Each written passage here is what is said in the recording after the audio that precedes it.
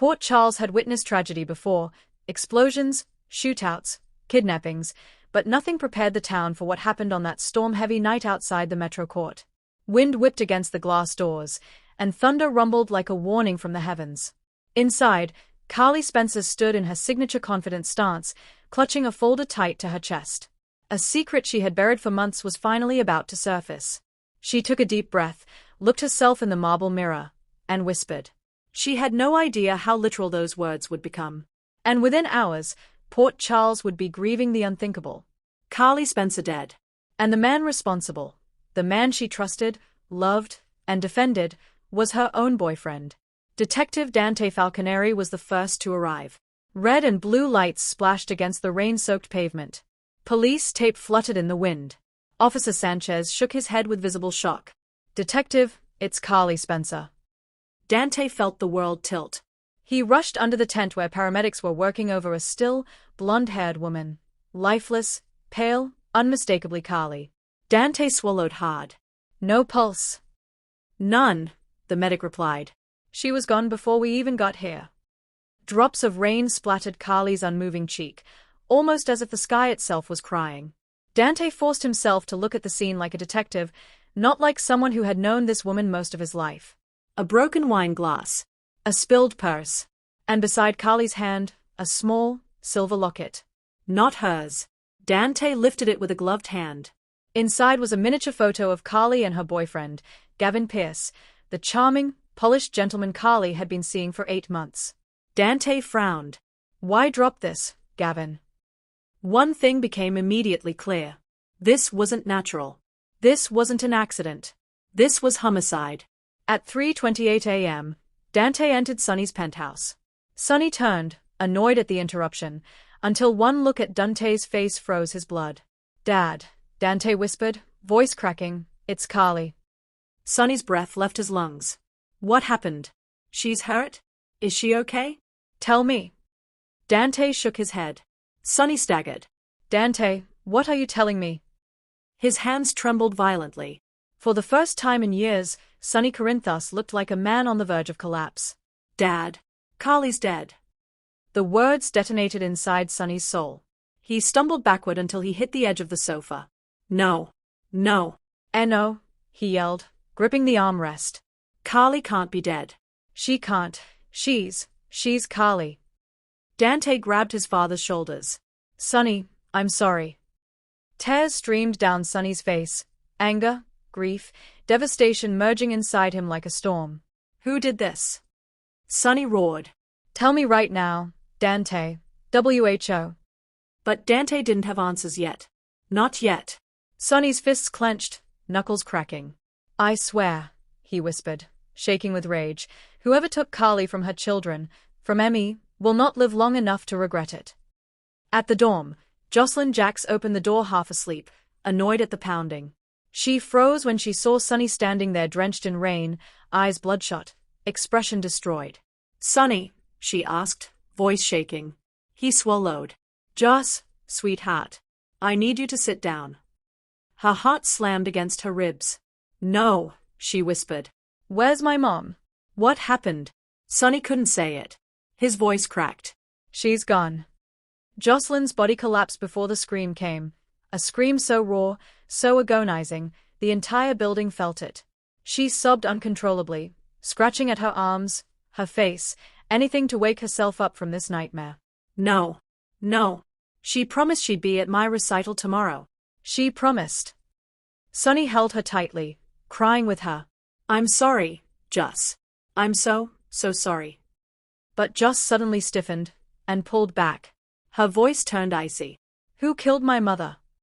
Sonny hesitated, and Josslyn whispered the name she feared most. "Was it Gavin?" Gavin Pierce arrived at the Port Charles Police Department voluntarily. Too voluntarily. Calm. Smooth. Wearing a dark suit, polished shoes, and a gentle face that looked strangely untouched by grief. Dante raised a brow. "You came fast." Gavin nodded. "Carly's assistant called me. I came as soon as I heard." "You don't seem upset." Gavin smiled gently, almost patronizingly. "Detective, I'm in shock." "Everyone grieves differently." Dante stared at him. Sure, but sociopaths also behaved differently. Gavin folded his hands. I loved Carly. I would never hurt her. Where were you tonight between 9 p.m. and midnight? At my condo. Alone. Of course, Dante thought. No witnesses. What was Carly doing at the Metro Court? We were supposed to meet for dinner, Gavin replied. But she never showed. And the argument you two had this afternoon? Witnesses reported shouting. Gavin tilted his head, smile thinning. We disagreed about something minor. Nothing serious. Dante tossed the silver locket onto the table. This was found in her hand. Gavin blinked, 1 millisecond too late. Then he said something chillingly rehearsed. I must have dropped it earlier today.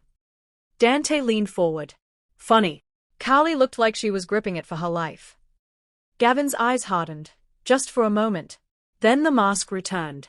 I have nothing to hide. But Dante's instincts screamed the truth. This man was dangerous. And he was lying. Hours before her death, Carly had visited Diane Miller, her attorney and one of her closest friends. Diane, Carly whispered, shaking, I found something. About Gavin. Diane crossed her arms. What kind of something? Records, Carly said. Financials. Connections. 3 passports under fake names. Offshore accounts. Carly, what are you saying? I'm saying Gavin Pierce is not Gavin Pierce. He's conning me. But not just me, Sonny, the hotel, the entire town. Diane processed this slowly. So, he's a criminal. He's worse. Much worse. Carly pulled out a file. He's been using me, tracking me, manipulating me. He knew things he shouldn't know. About Sonny. About Michael. About Emmy. This entire relationship was a setup. Diane's eyes widened. Carly, you need to tell Sonny. I will, Carly said. But first, I'm confronting Gavin tonight. Diane's face paled. No. No, Carly, you cannot confront a man like this alone. But Carly simply stood, determination in her eyes. It ends tonight. Diane didn't know that those were the last words she would ever hear from a friend. Sonny stormed into the Metro Court kitchen, startling the staff. Brick appeared behind him. I heard. I'm here. Sonny's voice was low, deadly calm, the calm before a massacre. Gavin Pierce is hiding something. I want everything. Bank accounts. Calls. His whole life. Brick opened his laptop instantly. After 30 minutes, he froze. Sonny, Gavin doesn't exist. What? There's no record of him. No childhood. No parents. No college. Every document is fabricated. Sonny's fists clenched. Who the hell is this guy? Brick hesitated. Sonny, Gavin's birth identity, the real name, you need to sit down. No. Tell me. Brick looked him in the eyes. His real name is Ryan Archer. Sonny blinked. That name. That infamous name. The Archer family, international con artists. A family known for luring wealthy, powerful people into long-term manipulation schemes. And the rumor was that one Archer child specialized in romantic infiltration. Sonny whispered. Carly, dear God, he targeted her. Brick nodded grimly. And Sonny, Gavin, Ryan, whatever you want to call him, he left town 2 hours after Carly died. Sonny's eyes turned into pools of burning vengeance. He ran. Brick nodded again. And Sonny, the last location pinged from his phone was the docks. Sonny exhaled. Slow. Controlled. Deadly. Then that's where we end this. Dante caught up with Sonny at Pier 54. But Sonny was already in motion, gun raised, jaw clenched, Brick flanking him. And standing at the edge of the pier, suit soaked by rain, face calm, almost amused, was Gavin Pierce. Or Ryan Archer. You ran, Sonny growled. Bad move. Ryan smiled. Sonny, calm down. Carly's death was tragic, yes, but don't say her name. Ryan raised a brow. Fine. But I didn't kill her. Sonny snarled. You expect me to believe that? Ryan sighed dramatically, then laughed. If I killed her, why would I leave my locket? Dante blinked. You admit that's yours? Of course. Ryan shrugged. I wanted you to find it. Sonny froze. Brick froze. Dante froze. Ryan grinned like a demon. Carly knew too much. She found my accounts. My real identity. My plan to infiltrate your circle. You used her, Sonny growled. Yes, Ryan replied simply. She fell faster than I anticipated. But she was surprisingly clever. Almost ruined everything. Dante stepped forward. Ryan Archer, you're under arrest for. Ryan held up a hand. No need. I'll tell you the truth. He leaned in.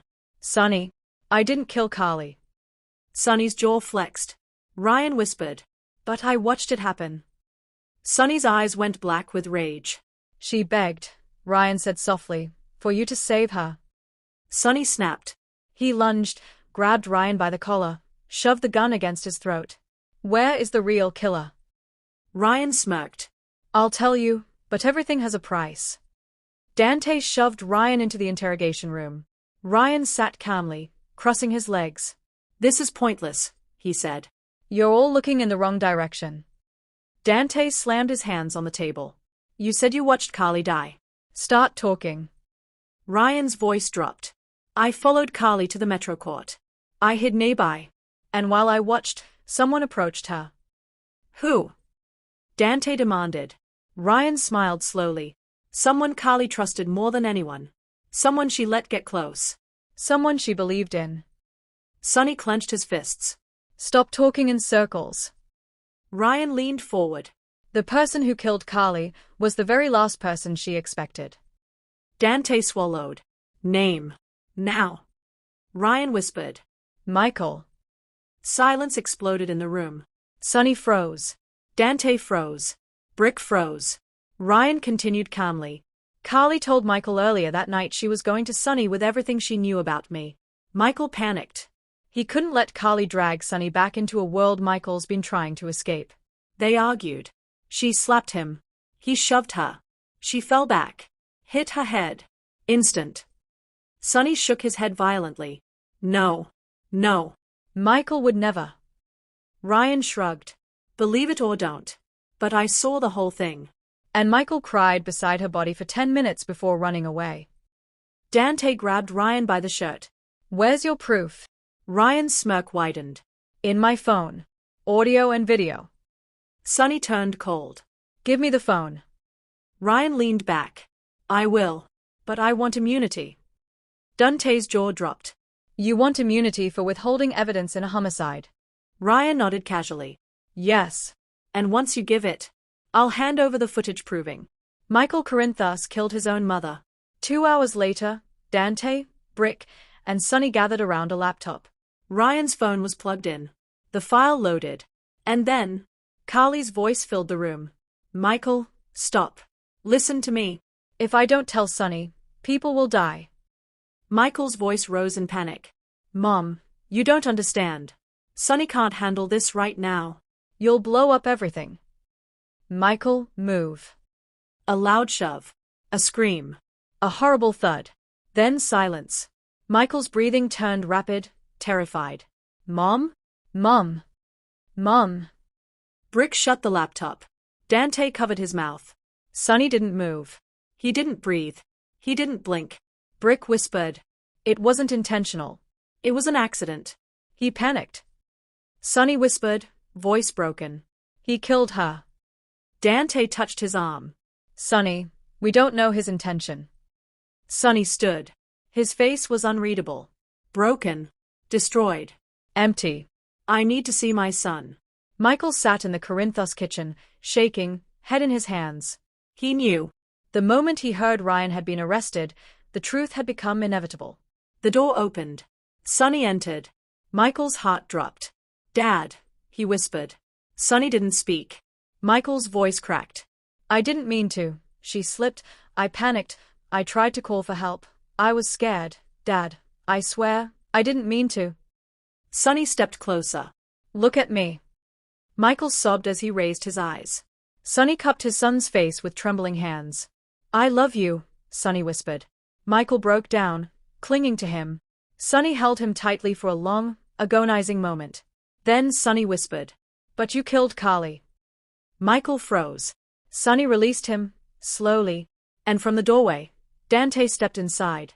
Michael Corinthus, you're under arrest for the involuntary manslaughter of Carly Spencer. Michael didn't fight. Didn't speak. Didn't breathe. As Dante cuffed him, Sonny turned away, tears silently falling.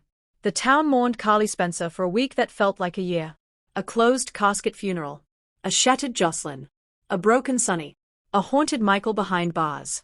Ryan Archer was deported by the WSB, immune, smug, and unpunished. And Port Charles whispered one question over and over. Or was it simply tragedy? 1 week after the funeral, a woman in a black coat visited Carly's grave. She laid a single white rose. Then whispered, "Don't worry, Carly. I'll finish what you started." She lifted her hood. It was Nellie Benson. Alive. Smiling. Plotting. Waiting.